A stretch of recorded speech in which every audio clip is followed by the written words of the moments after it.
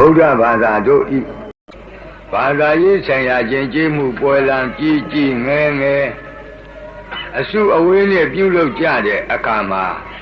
ပရိစ္ဆစုံညီပြီဆိုရင်နိဗ္ဗာန်သောဓမ္မဂောဓကပြုလုပ်တဲ့ပုဂ္ဂိုလ်ကယတနာသုံးပါးကြော၍တရဏဂုံသီလများခံယူကြပါစို့ခမည်းဆိုတဲ့အတန်ပေးလိုက်လို့ရှိရင်လောကဥပမာမိုးဥကြတခိုးတောင်ကမိုးချုံလိုက်ရင်တောထဲမှာရှိကြတဲ့ရွှေဥတောင်းတွေဒီတကောင်နဲ့တကောင်အချင်းအချက်မရှိပဲတပြိုင်နဲ့တညီတညွတ်တဲ့ကေကာဆိုတဲ့ဝမ်းမြောက်ဝမ်းသာတွင်ကျူးတဲ့အတန်တွေကိုတပြိုင်နဲ့တွင်ကျူးကြတယ်လို့ထို့အတူဓမ္မဂောဓကတရားကျွေးကြော်နိဗ္ဗာန်သောပြုလုပ်တဲ့ပုဂ္ဂိုလ်ကယတနာသုံးပါးကြော၍တရဏဂုံသီလများစောင့်တည်ခံယူကြပါစို့ခင်ဗျာလို့တရားမိုးချုံလိုက်ရင်ဗုဒ္ဓဘာသာသူတော်စင်အမျိုးသားအမျိုးသမီးဒီဟုသောရွှေဥတောင်းတို့သည်တပြိုင်နက်တည်းတညီတညွတ်တဲ့ဩကာသအစရှိတဲ့ယတနာသုံးပါးအားကြောတဲ့စဒံကေကာတန်တွေဟာညံပြီးတော့ထွက်လာအဘိဓမ္မာသဘောအရဘုန်းကြီးတို့အရက်ထဲမှာတယောက်နဲ့တယောက်တစ်ဖက်နဲ့တစ်ဖက်စိတ်ချင်းအခန့်မတွင့်လို့ငါနင်းအဲ့ဒါလိုပြောကြဆိုကြတဲ့အခါမှာငါတစ်လုံးနင်းတစ်လုံးရိုင်းပြတဲ့အတန်ကြီးတစ်လုံး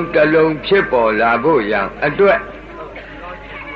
ဒေါသမူအကုသိုလ်ဇောတွေဟာ49ကဒေါသမူအကုသိုလ်ဇောစိတ်တွေဖြစ်မှနင်းဆိုတဲ့ရိုင်းပြတဲ့အတန်ကြီး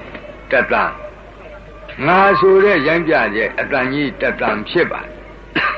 အကုသိုလ်ဘက်မှာအကုသိုလ်ဇော49ကြိမ်စောမှဖြစ်မှအကုသိုလ်နဲ့ဆိုင်ရာအတန်တတန်ထွက်တယ်လို့ကုသိုလ်ဘက်ဆိုင်ရာမှာလည်းပဲယတနာသုံးပါးကြောတယ်ဆိုရင်ဩကာသမှာပဲဆိုပါစို့ဩတလုံးဖြစ်လာဖို့ရန်အတွက်မဟာကုသိုလ်ဇောစိတ်တွေ49ကဖြစ်မှဩအတန်ပြီးတတန်ထွက်တယ်ကာမှာလည်းပဲထို့အတူပဲ49ကြိမ်သမှာလည်းပဲ49ကြိမ်အဲ့ဒီလိုကုသိုလ်ဇောစိတ်တွေ49ကတတန်မှာတို့မှာရတယ်လို့စိတ်ထဲကြိုတင်အာယံဝမ်းမြောက်ကြပါအဲ့ဒီဇာပိုက်တွေသည်ဆိုလိုရင်းကတော့ဘုရားတရားတန်ခါယတနာသုံးပါးအပေါ်မှာမတော်တဆငယ်စဉ်တောင်ကြီးကလေးဘဝဘုရားမှန်တရားမှန်တန်ခါမှန်မသိတဲ့အချိန်ကမတော်တဆပြုမှပြောမှကြံမှခဲ့သောကာယကံဝစီကံမနောကံအပြစ်သဗ္ဗဒေါသဆိုတဲ့အတိုင်းအပြစ်ဖေးအညစ်အကြေးများ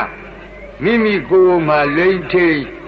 ညှိကပ်နေခဲ့ရင်ထိုအပြစ်ဖေးအညစ်အကြေးကိုယရဏသုံးပါးအာရှိခိုးကြောတဲ့ပနာမစေရနာပြဋ္ဌာန်းသောမဟာကုသိုလ်စိတ်စေတသိက်ဆိုတဲ့ရေကြီးရေအေးဖြင့်ပထမဒုတိယတတိယတစ်ကြိမ်နှစ်ကြိမ်သုံးကြိမ်တိုင်အောင်ဆေးကြောဖွတ်လျော်လိုက်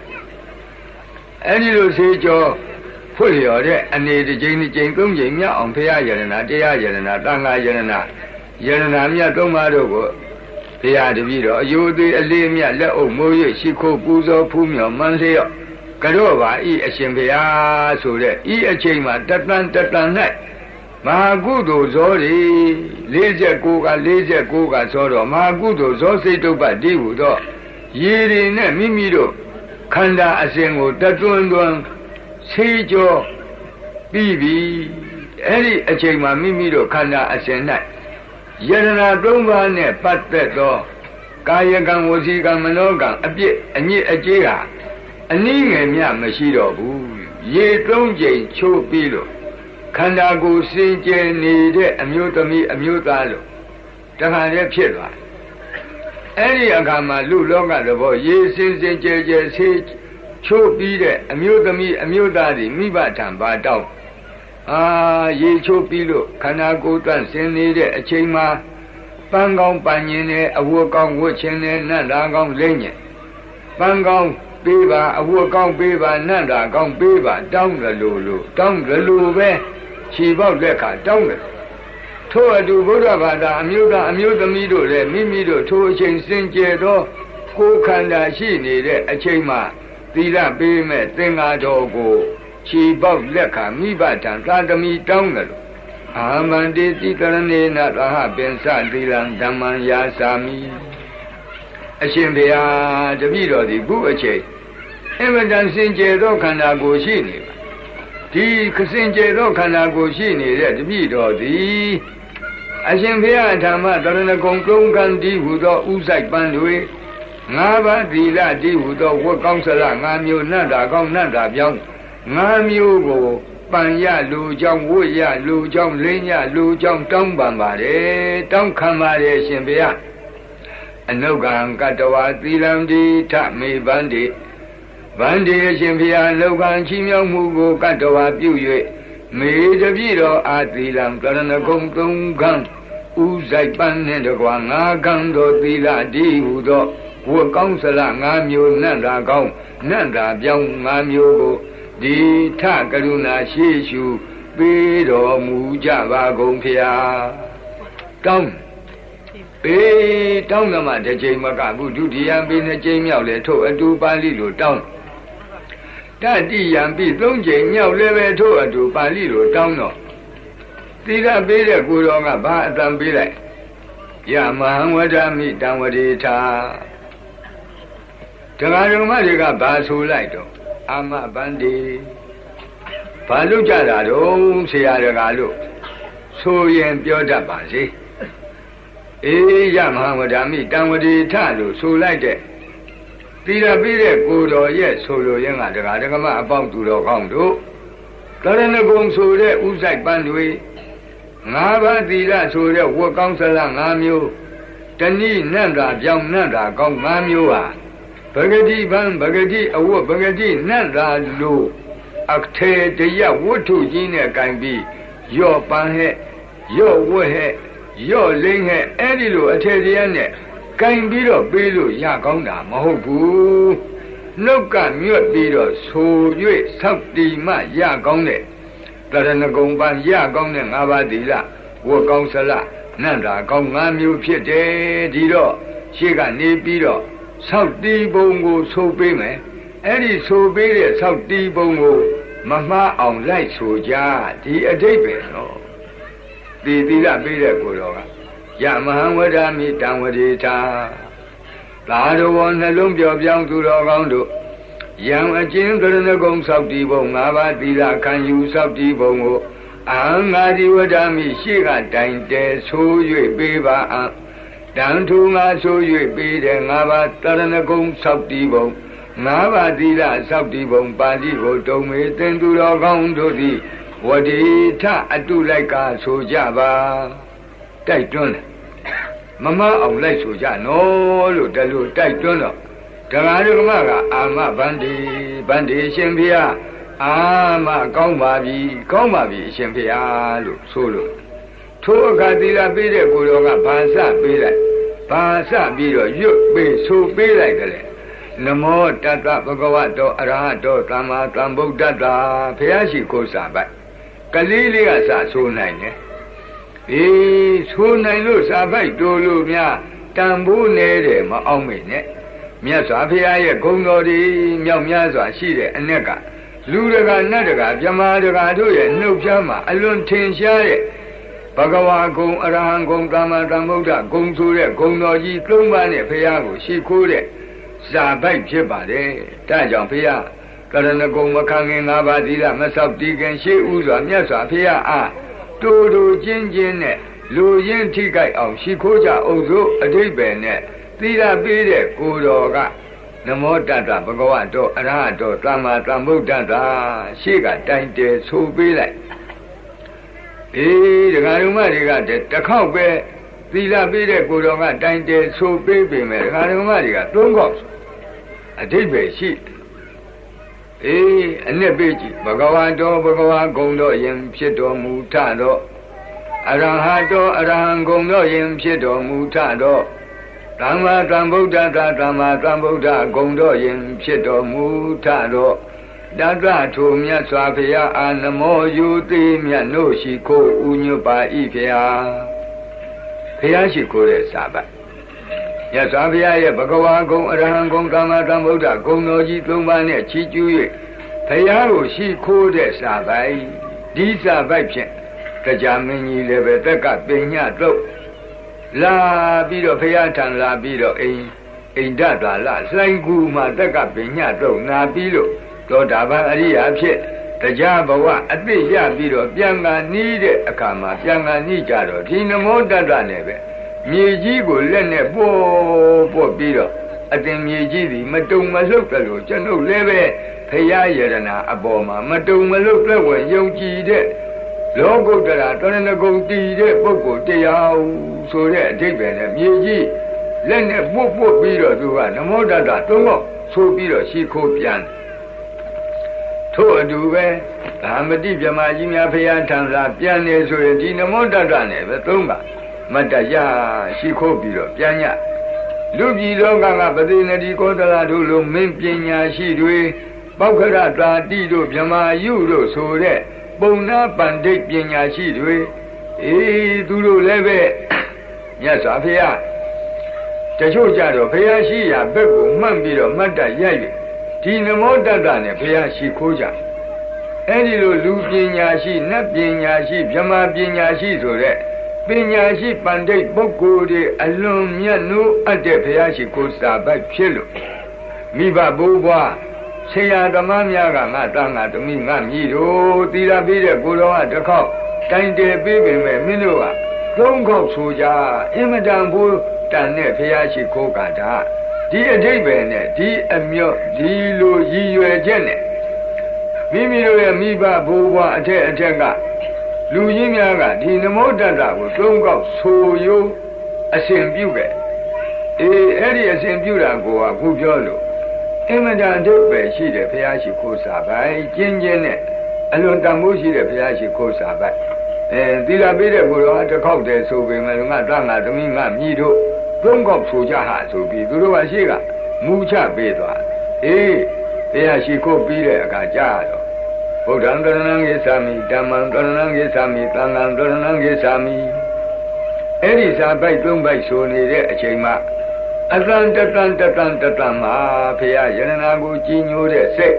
တရားယရနာကိုသံဃာယရနာကိုသူ့အပိုင်းနဲ့သူကြီးညိုတဲ့တရား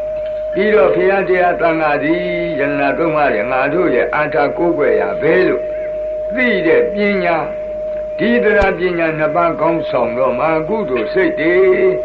ဗုဒ္ဓံတရဏံဂိသာမိဆိုရင်ပဲရှစ်လုံးရှိတလုံးမှာမာကုသိုလ်စိတ်တွေ49ချိန်ဖြစ်အဲ့ဒီမာကုသိုလ်စိတ်စေတသိက်အစုကိုဗုဒ္ဓတရဏဂုံလို့ခေါ်တယ်ထို့အတူဓမ္မံတရဏံဂိသာမိရွတ်တဲ့အခိုက်မိမိတို့တဏ္ဍာမှာဖြစ်တဲ့မာကုသိုလ်စိတ်ပေါင်းများစွာကိုဓမ္မတရဏဂုံသံဃံတရဏံဂိသာမိရွတ်တဲ့အခါဖြစ်တဲ့မာကုသိုလ်စိတ်ပေါင်းများစွာပါဠိလိုသံဃတရဏကမနမြန်မာလိုသံဃတရဏဂုံသံဃာတော်အကုဝေယဟူ၍စီကသိမှတ်ကြောင်းဖြစ်တော့မာကုသိုလ်စိတ်စေတသိက်လို့အဓိပ္ပာယ်ရှိပါဥပမာအလင်္ကာနဲ့တင်စားပြောရလို့ရှိရင်အဲ့ဒီစာသုံးပိုက်ရွတ်လိုက်သည်နဲ့တပြိုင်နဲ့အမျိုးသားအမျိုးသမီးတို့ရဲ့ခေါင်းပေါ်မှာဗုဒ္ဓတရဏဂုံဆိုတဲ့ပန်းပေါ်ဓမ္မတရဏဂုံဆိုတဲ့မဟာကုသိုလ်ပန်းပေါ်သံဃတရဏဂုံဆိုတဲ့မဟာကုသိုလ်ပန်းပေါ်ပန်း30ဆင်းလျက်ပွက်လျက်တင့်တယ်တဲ့တရဏဂုံပန်းကန်ကြီးတစ်ခိုင်ကိုမိမိတို့ပန်းမိဆင်မိကြပြီ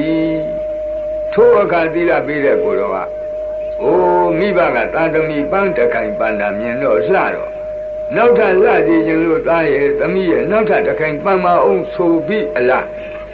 သီလပေးတဲ့ကိုတော်ကဒုတိယံဘိဗုဒ္ဓံတရဏံဂိသာမိဒုတိယံဘိဓမ္မံတရဏံဂိသာမိဒုတိယံဘိသံဃံတရဏံဂိသာမိဒုတိယမြောက်တရဏဂုံပန်းငယ်ကြီးကို နှုတ်ကဆိုပြီးတော့ပေးပြန်ဟာဒကာဒကမတွေကလည်းပဲဝမ်းမြောက်ဝမ်းသာနှုတ်ကဆို၍ထိုဒုတိယမြောက်တရဏဂုံပန်းနိုင်ကြီးကိုယူကြယူပြီးတော့မိမိတို့ကောင်းပေါ်ပန်ထားလိုက်တယ်ဆိုပါစို့ဒုတိယပြီးဆိုလိုက်တဲ့အခါတရဏဂုံပန်းနိုင်နှစ်ခိုင်မိမိတို့ကောင်းပေါ်မှာမြိုင်ကြီးပန်မိပြီထိုအခါမိဘလုပ်တဲ့ပုဂ္ဂိုလ်ဟာနှခိုင်တဲ့တော့သုံးခိုင်ကပူလာအလေကောင်ကတခိုင်လေဝဲကတခိုင်လေရာကတခိုင်ပူလာမင်းကတွန်းကသမီးတတိယပန်းခိုင်ပန်အောင်လို့ပေးတယ်လို့သီလပေးတဲ့ကိုယ်တော်ကတတိယံဘိဗုဒ္ဓံသရဏံဂိသာမိတတိယံဘိဓမ္မံသရဏံဂိသာမိတတိယံဘိသံဃံသရဏံဂိသာမိဆိုပြီးတော့တရဏဂုံပန်းခိုင်ကြီးပေးပြန်အာဒကာဒကမတွေကလည်းနှစ်သက်အာယဝမ်ပန်တတာဆို၍ယူကြ